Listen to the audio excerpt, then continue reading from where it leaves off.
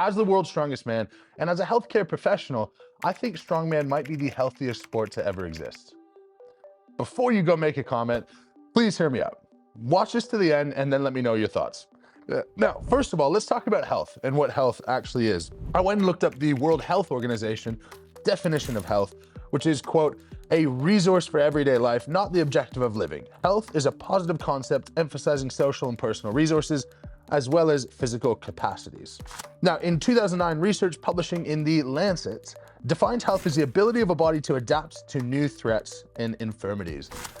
Now, for me, what does health mean and what does health span mean? Health, to me, means that you're able to do everything in your life that you would otherwise want to do unassisted, i.e. you don't need help standing from a chair, you're not impeded going to the grocery store, if there's snow on the ground, it's slippery outside, you're not in any sort of major concern. To me, that's the epitome of health. And for me and the clients in the clinic that I work for, that is always our objective. Now, what really do we need to do every day? We need to do 6 things. 1, we need to be able to push, we need to pull, carry, overhead press, squat, and hinge. Those are the fundamental movement patterns of life that everyone should be striving to do pain-free. That is also a strongman competition. Now, of course, there's 2 major elements of health. First is physical health, and that side, to me, is covered off in that explanation. The second side is mental health. And for me, lifting and being in the gym has always been the #1 positive influence on my mental health. It's a form of meditation, where if you can intently focus on something, that is by definition meditation, and often removes a lot of outside noise, the fog in your head, any buzz going on in your head. Weightlifting and strongman can help remove that. I remember back in the days when I was running and I was fit and I was able to do a lot and probably fit the traditional definition of what a fit person looked like. But when I was running, I was still thinking. My brain was always spinning, always going different places, sometimes productive and frankly, sometimes not productive. Emotional health or mental health is defined as emotional, social, and psychological well-being. Generally speaking, you feel happy, you feel comfortable in your skin, you have a sense of fulfillment, purpose, pride, and joy. Now, let's go over to the FTS website to see what do other people in our space have to say.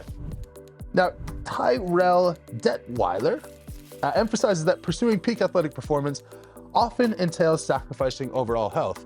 And this is where we have to draw a distinction. Strongman as an activity and strongman as a sport are not the same thing. It's unfortunate, but the reality is in any elite sport, we have negative health consequences. There was a study done by the Public Health of Sweden, and they found the following results associated with high-level athletic performance. 1, increased morbidity, including cardiovascular disease observed in older athletes. They found association of cardiovascular disease risk factors similar to those in the general population. Competitive sports aimed at optimizing performance are more likely to induce negative effects due to high training loads and impacts. And lastly, sporting adults experience a higher quality of life, but also face an elevated risk of injury, which can then lead to psychological disorders such as depression. This is where we have to dissociate being a professional strongman and doing what it takes to win the world's strongest man, everything involved.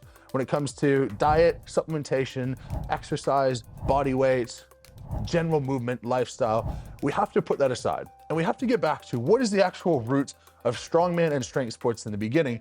And the root is creating a robust, resilient body that's able to withstand extreme loads and extreme situations.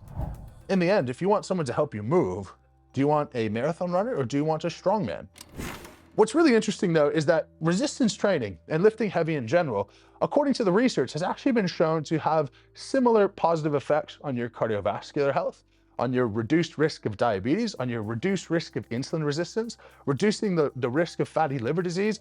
Many health conditions, as the research comes out, seems to be impacted equally by resistance training and by aerobic training. Now this brings about a fascinating statistics by Johns Hopkins Medicine, which is out in the US. Now, about 30 million children and teens participate in some form of organized sports, and more than 3.5 million injuries each year, which cause some lost time in participation and they're experienced by the participants, of course. Almost 1/3 of all injuries occurred in childhood are sport-related injury, and by common, the most by far the most common are sprains and strains. When we look at empirical data on what causes injury in sports and in recreational activity, way more often than not, it's caused by contact or some sort of unpredictable, difficult to anticipate situation. A defender might be coming in from the side, you might have to abruptly stop. They could bump you, they could tackle you in football. And these unique positions that you're not prepared for and you're not in control of are where we run into a lot of injury risk factors. Of course, in strength sports and in strongman, we see biceps rupture or quads rupture. And this is really only happening at the very high levels when people are pushing themselves to the extreme. But on average, people get hurt less in strongman than in virtually any other sport that you can imagine. So back to the case as to why strongman might be the healthiest sport to ever exist. We have to look at first overall well-being. And when it comes to overall well-being, the community drawn by strongman is extremely high. The mental health and positive elements of strongman are very, very high. In terms of functional capacity for everyday life, I would argue there's very few things that beat strongman. We get a bad rap because they say that there's a lack of aerobic fitness, there's a lack of total exercise volume, but we'll have events that are 2 minutes long, and 2 minutes of a log clean and press for reps is really an extremely high load on your glycolytic aerobic system and anaerobic system, but we do stress our aerobic system during our events. The sport strikes a really good balance between strength and cultivating functional movements. Put the community on top of this, and we're tackling mental health and physical health. And that's my conclusion. If we're taking physical health, we're taking mental health, and we're participating in strongman at a level that's not taking you beyond what your body might be naturally capable of, well, what's healthier? If you think there's a healthier sport, go ahead and pop it in the comments. I would love to know. If you're someone who's looking to get involved in strongman, the healthiest sport on the planet, I run group coaching. It's as little as $35 a week, where you're popped into a community, a private communication channel where you can talk to everyone.